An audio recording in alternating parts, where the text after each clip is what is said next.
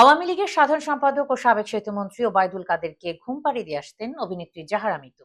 এমন শিরোনামে একটি সংবাদ মাধ্যমে খবর প্রকাশ হয়। বিষয়টি নিয়ে চটেছেন Jahara Mitu. Social media, Facebook verified পেজে দীর্ঘ একটি স্ট্যাটাসে এ নিয়ে প্রতিক্রিয়া জানিয়েছেন তিনি।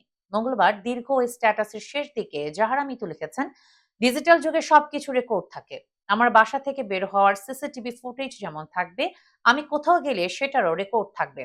কল লিস্টেরও রেকর্ড থাকে। এসব বুঝে শুনে নিউজ করতে হয়। পোস্টে তিনি লিখেছেন, দেশের সর্বোচ্চ একজন মন্ত্রীকে মন্ত্রীপাড়ায় প্রতিদিন ঘুম পাড়ানোর নিউজ কোনো মেয়াদোত্তীর্ণ সবজি সেবনের ফলেই লেখা যায়।